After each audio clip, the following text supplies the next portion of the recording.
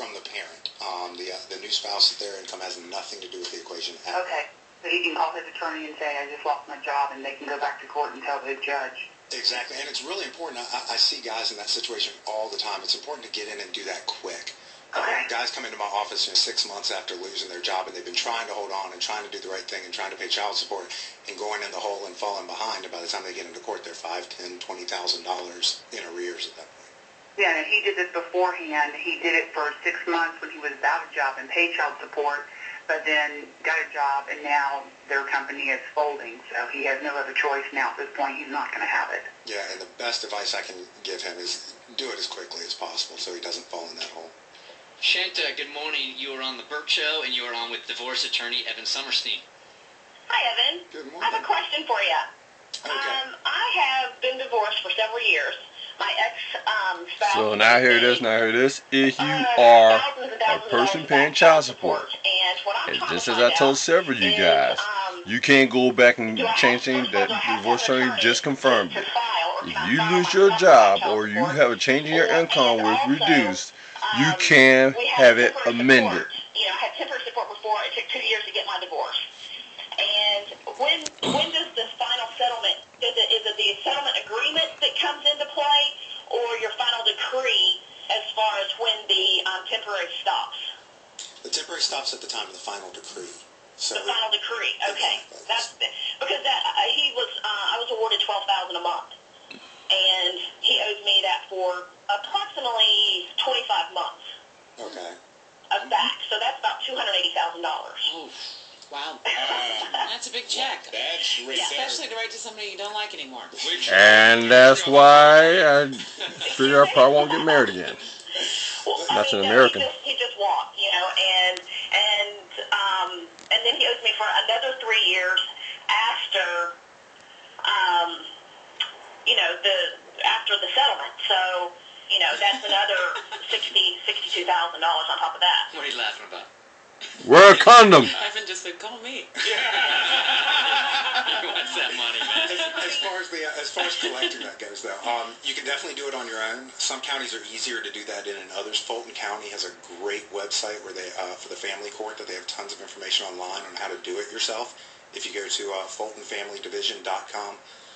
If you're talking that kind of money, though, hire an attorney. Make sure you do it right. Amanda, good morning. You are on The Bert Show. Hi. Hey, good morning. Guys, love the show. Good morning, Evan. Yeah, as I said before, wear a condom. I gave my ex-husband the house in our settlement.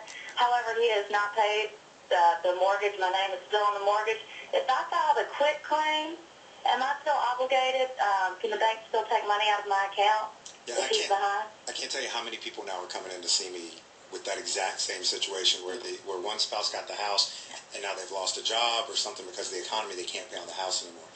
If you are, the mortgage and the title to property are two totally different things. So even though you may have signed a quit claim, that gets you off the title to the property. But if you're still on the mortgage, you are still financially liable for that mortgage.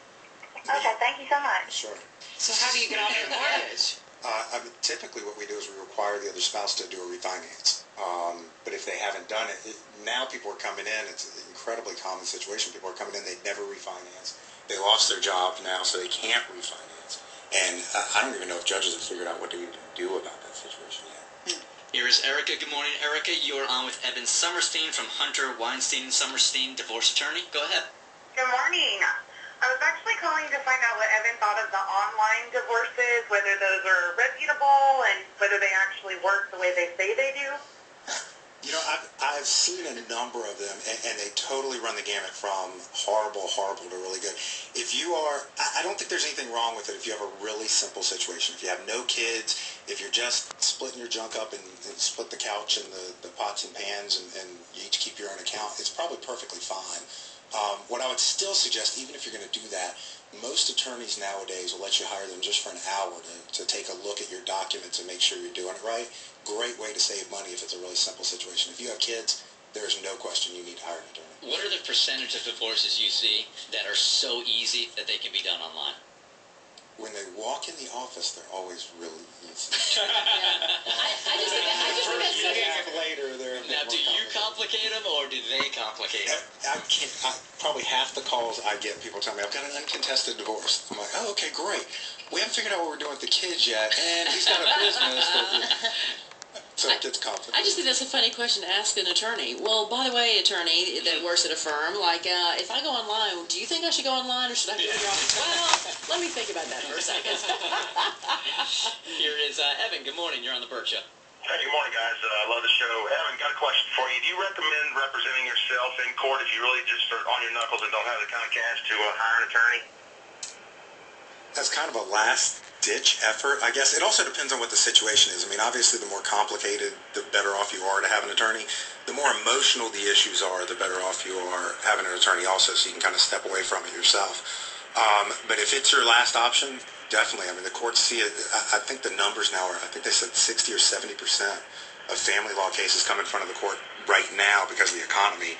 People are pro se without an attorney. No kidding. Let me ask you a question. Do you think that the judge respects that person as much? Do you think the judge gives them as much of a fair looking if they're representing themselves? Or do you think that the judge would be like, you know what, you probably should have hired an attorney?